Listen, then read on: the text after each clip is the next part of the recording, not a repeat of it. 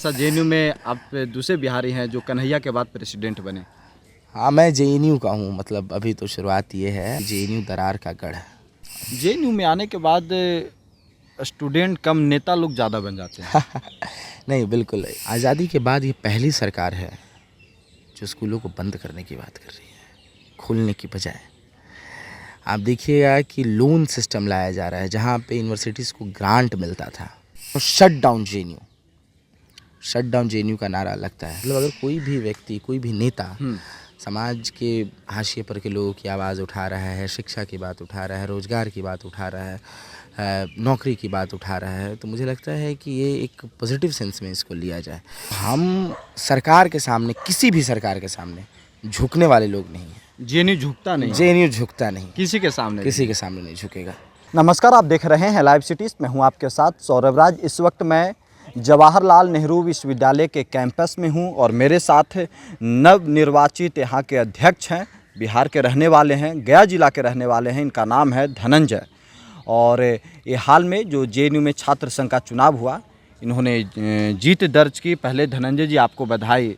कैसा सफ़र रहा बिहार गया से जेएनयू तक, पहले ये बताइए। सफ़र बहुत बेहतरीन रहा। हम लोग देखते हैं कि बिहार में बहुत एक बड़ा सेक्शन निकलता है, विस्थापित होता है शिक्षा के लिए, और उसी क्रम में मैं भी निकला हूँ कि पढ़ने के लिए निकला हूँ, और एक अच्छी पढ़ाई की तलाश में ही निकलने के लिए दिल्ली तक आया हूँ, जेएनयू तक पहुँचा हूँ। तो शुरुआती जो मेरी पैदाइश गया में हुई, लेकिन पिताजी का ट्रांसफ़र हुआ रांची में। वो पुलिस विभाग में थे, तो उनका ट्रांसफ़र रांची में था।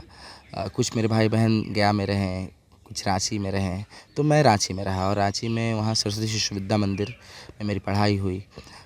उसके बाद फिर मैं दिल्ली आया, और दिल्ली में देख रहे हैं कि 2014 में मेरा एडमिशन हो रहा है दिल्ली विश्वविद्यालय में, और उसी समय देश की सरकार भी बदल रही है।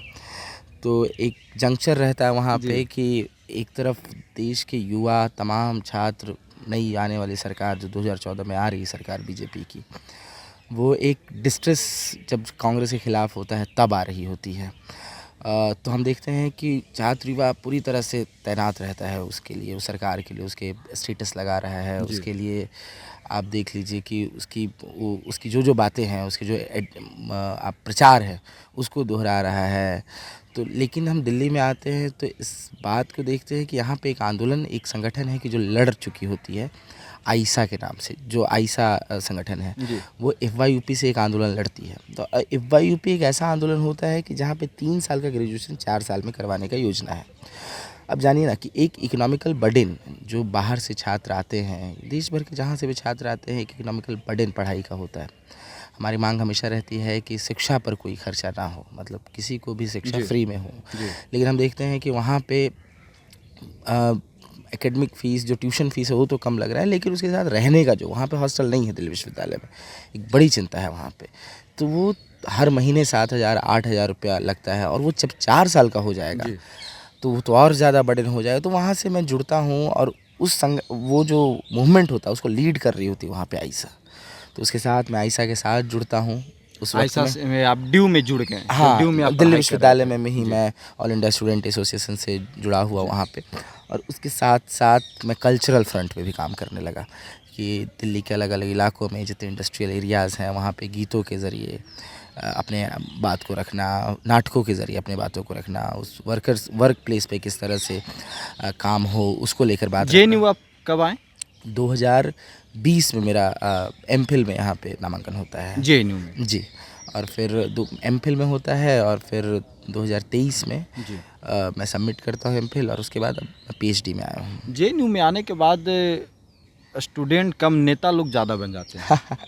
नहीं, बिल्कुल। एक है नेता का मतलब होता है कि समाज के बारे में सीधे सीधे चिंता रखने वाला, या फिर पॉलिसी लेवल में बदलाव हो सके इसके बारे में सोचने के लिए।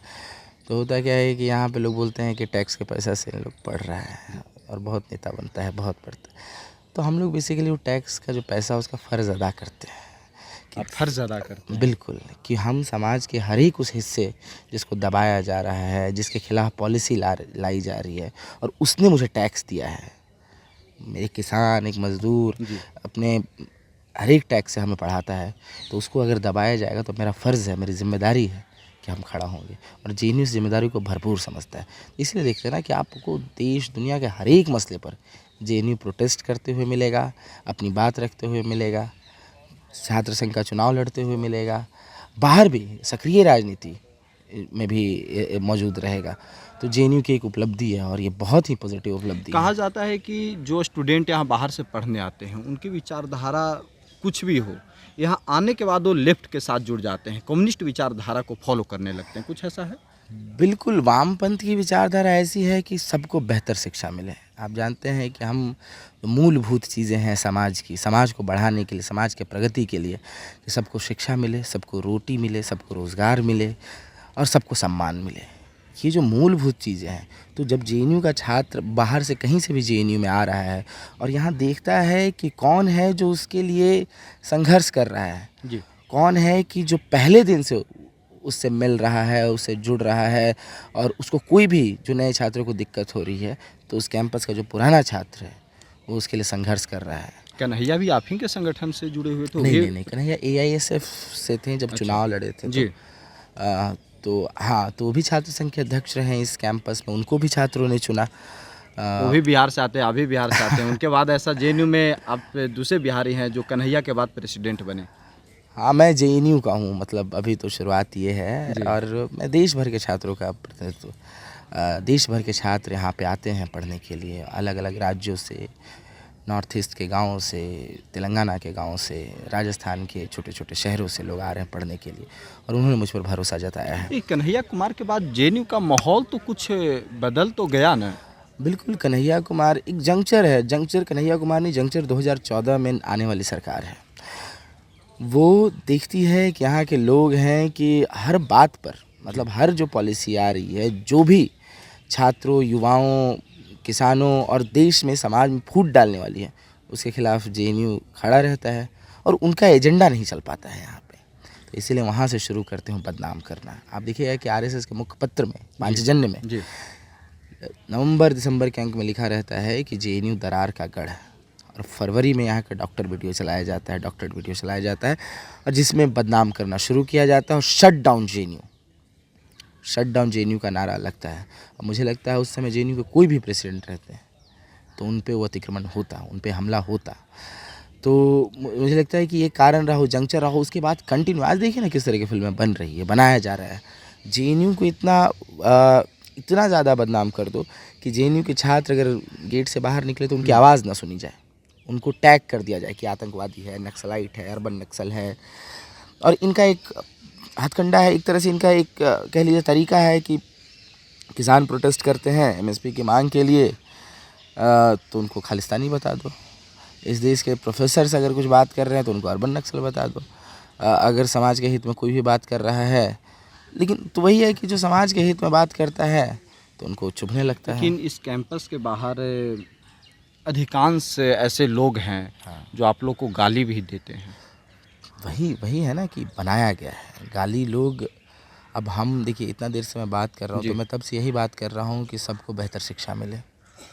ऐसी तो कोई मैं बात नहीं बोला आपको कि जिससे आपको दुख पहुँचेगा, या किसी भी यहाँ पे भी किसी में जो भी लोग हैं इनको किसी को दुख पहुँचेगा। मैं बोल रहा हूँ सबको हॉस्टल की इंश्योर किया जाए, सबको स्कॉलरशिप मिले, समझ रहे हैं? तो ये हमारे मांग है, हमारे मुद्दे हैं। और देश के तमाम वंचित लोग के लिए यूनिवर्सिटी खुले, यूनिवर्सिटी के द्वार खुले, ये हमारी प्राथमिक मांग है। वंचित लोगों का प्रवेश यहाँ इजीली हो जाता है, सबके लिए एक समान व्यवस्था है जेएनयू में। बिल्कुल, लेकिन अगर रिसर्च में फंड कट हो रहा है, सीट कट हो रहा है, तो सब पर हमला हो रहा है। तो उसमें जो सबसे ज़्यादा पिस जाते हैं वो देश के वंचित सेक्शन हैं, मार्जिनलाइज सेक्शन हैं, दलित हैं, आदिवासी हैं, महिलाएं हैं, ये सबसे ज़्यादा इसमें प्रभावित होते हैं। आप देखिए ना कि CUET एक एग्ज़ाम लेता है मास्टर्स का पिछले साल, उसमें 50% जो जितने फॉर्म लोग भरते हैं आदिवासी ट्राइबल्स लोग, उसमें 50% एग्ज़ाम ही लिखने नहीं पहुंच पाते हैं। तो आप किस तरह का मॉडल लेकर आ रहे हैं? आप किस तरह के एक्सक्लूसिव मतलब हो गए हैं आपको, जबकि विश्वविद्यालय का काम था इंक्लूसिव होना, कि ज़्यादा से ज़्यादा लोग विश्वविद्यालय में आ सकें, ज़्यादा से ज़्यादा जहाँ पे पढ़ाई नहीं पहुँची, शिक्षा नहीं पहुँची है, वहाँ के लोग शिक्षा ग्रहण करने के लिए, शिक्षा लेने के लिए यूनिवर्सिटीज़ में आए, सेंट्रल यूनिवर्सिटी में आए। लेकिन आप देख रहे हैं कि शिक्षा को बेचने की पूरी तैयारी सरकार कर दी है। नहीं, लेकिन कुछ लोग तो ये कहते हैं ना कि स्टेट गवर्नमेंट, सेंट्रल गवर्नमेंट अपने अपने तरीके से काम कर रही है शिक्षा को लेकर के, चाहे कि कोई भी सरकार हो। मैं देखता हूँ नेशनल एजुकेशन पॉलिसी के तहत जब बात कहा जा रहा है कि जहाँ पे यूनिवर्सिटी मतलब स्कूलों में कम बच्चे रहेंगे या फिर उसकी स्थिति जर्जर रहेगी तो उसको बंद कर दिया जाएगा। आज़ादी के बाद ये पहली सरकार है जो स्कूलों को बंद करने की बात कर रही है, खोलने की बजाय। आप देखिएगा कि लोन सिस्टम लाया जा रहा है जहाँ पे यूनिवर्सिटीज़ को ग्रांट मिलता था। हम लोग 160-170 रुपया सबसे कम पैसा देते हैं और इसके लिए संघर्ष भी करते हैं कि और ग्रांट के बतौर हमें पैसा मिलता था जिससे यूनिवर्सिटी चलती थी। आज ग्रांट को बंद करके कहा जा रहा है लोन, यूनिवर्सिटी अब लोन लेगी तो लोन को चुकाएगा कौन, कैसे चुकाएंगे आप? तो छात्रों से वसूली है। छात्रों से कैसे वसूलेंगे? हम 160 रुपये में 493 करोड़ तो आपका नहीं होगा, तो आप क्या करेंगे? फीस बढ़ाएंगे।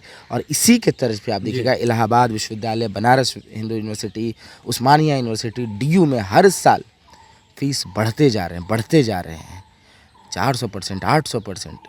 जो गरीब का बच्चा ख्वाब देखता है शिक्षा का, उसके तो आप ख्वाब मार दे रहे हैं आप फी बढ़ा के।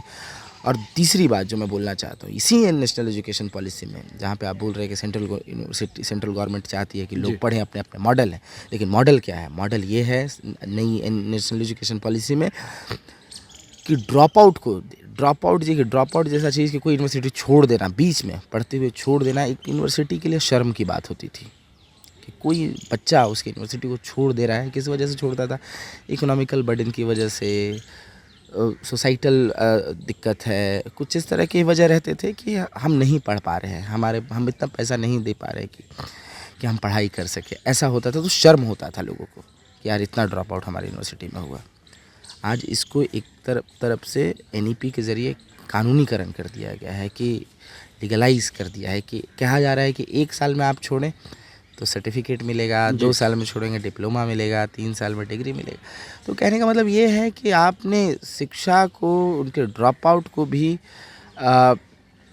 लीगलाइज कर दिया, जबकि आपका काम था कि एक इंक्लूसिव बंद करा जाए, ज़्यादा से ज़्यादा लोग पूरी शिक्षा ग्रहण करें, एक और कैंपस और इंक्लूसिव समावेशी बने। लेकिन आप इसके खिलाफ लग रहे हैं, मतलब आप शिक्षा के खिलाफ हैं। धनंजय जी, एक चीज़ ये भी बताएं, देखिए आप तो अब जेएनयू देश के सबसे बड़े यूनिवर्सिटी के आप प्रेसिडेंट हैं, स्टूडेंट यूनियन के, यहाँ हर राज्य के छात्र पढ़ते हैं। जेएनयू के लोग, नरेंद्र मोदी की जो सरकार है, बीजेपी की सरकार है, उसमें सिर्फ आप लोग को खामियां ही क्यों दिखती? कुछ ऐसा नहीं है कि वो कुछ बेहतर भी किए हैं जिसमें आप लोग तारीफ करते हैं? कहीं पे भी तारीफ आप लोग करते नजर नहीं जब आते। 4 year undergrad programme Delhi में चल रहा था जी, उस समय मनमोहन सिंह की सरकार थी। इस देश में जब शिक्षा को बेचा जा रहा था, कपिल सिब्बल जब थे, फॉरेन यूनिवर्सिटी को आने का 100% FDI फॉरेन यूनिवर्सिटी का करने की बात हो रही थी, उस समय मनमोहन सिंह की सरकार थी और कपिल सिब्बल उस समय शिक्षा मंत्री थे। उस समय भी जेएनयू प्रोटेस्ट कर रहा था, उस समय ही बोल रहा था। तो हम सरकार के सामने, किसी भी सरकार के सामने झुकने वाले लोग नहीं हैं। जेएनयू झुकता नहीं, जेएनयू झुकता नहीं, किसी के सामने नहीं झुकेगा, ये है। तो ये सरकार, मेन बात ये जो नई 10 साल की रिजीम वाली जो सरकार है, इसके पास ईगो बहुत है। वो मोदी गवर्नमेंट के पास इसको लगता है कि कोई भी कैसे बोल रहा है, उसको लगता है कि देश की जनता नागरिक नहीं प्रजा है, कि हम बोलेंगे और तुम बस हाँ में हाँ भरो।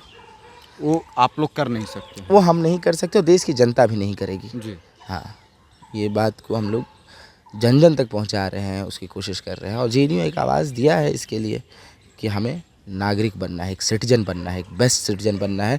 किसके लिए? देश की प्रगति के लिए, समाज की प्रगति के लिए। और उनके ईगो पे बार बार हम हमला करेंगे इसी तरीके से। अब बिहार से आते हैं, बिहार के बारे में कभी सोचते हैं कि बिहार की आज के समय जो स्थिति है क्या है? बिहार के बारे में चर्चा होती है जेएनयू में? बिल्कुल बिहार के बारे में चर्चा होती है। बिहार है हिस्सा, बिहार के बहुत सारे स्टूडेंट यहाँ पे पढ़ने आते हैं, लेकिन वही है कि शिक्षा नहीं बेहतर शिक्षा है, जिसकी वजह से लोग हम यहाँ पे एक दूसरे से मिल रहे हैं ना, एक दूसरे के साथ क्लास में बैठ रहे हैं जेएनयू में। तो हमें चाहिए कि बिहार की शिक्षा व्यवस्था को और मजबूत करने की ज़रूरत है। और जिस तरह से हम देखते हैं कि एक मतलब काम के स्तर पे, वर्क के स्तर पे जिस तरह का माइग्रेशन है वहाँ से, उसको भी रोका जाए और उसकी हालत को बेहतर किया जाए कि लोग हमारे ही परिवार के लोग देखिए ना कि जहाँ बिहार में मैं थोड़ा मोड़ा हमारे पिताजी पढ़ लिख लिए तो नौकरी पा लिए, जिसकी वजह से मैं यूनिवर्सिटी में पढ़ रहा हूँ आपके सामने, और वही जिनके नहीं पढ़ पाए, बहुत आमदनी नहीं हुई, यही कापसेड़ा बॉर्डर है जो वहाँ पे जीन्स में बटन लगाते हैं काम कर रहे हैं और सिलाई करने का काम कर रहे हैं, गार्ड की नौकरी कर रहे हैं। तो हम दोनों बिहारी हैं और दोनों अपनी जगह से निकले हुए लोग हैं, तो हम दोनों को बिहार में जगह चाहिए, एक मतलब काम के बतौर भी और शिक्षा के बतौर भी।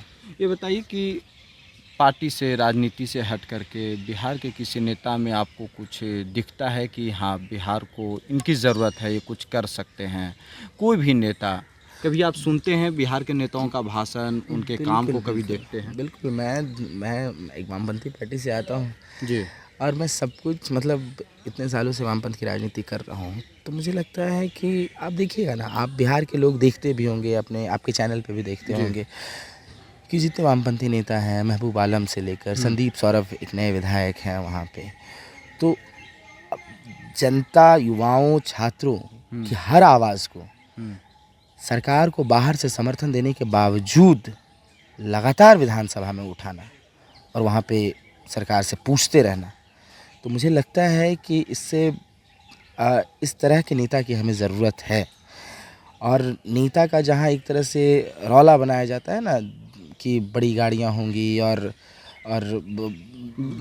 माहौल बनाया जाएगा, तो इन सब से दूर हम अगर किसी को देखते हैं कि, और जो कि जनरल होना चाहिए, जो कि ऐसी बात मतलब जनरल इन द सेंस कि कॉमन होना चाहिए, नॉर्मलाइज होना चाहिए जिस चीज़ को कि लोगों के बीच में रहे, हमेशा लोगों के साथ रहे, लोगों की आवाज़ को सुनता रहे, लोगों की बातों को सुनता रहे, हर वक्त अपने मैदान में उतरा रहे, क्योंकि उसको जनता ने समर्थन दिया है उस नेता को।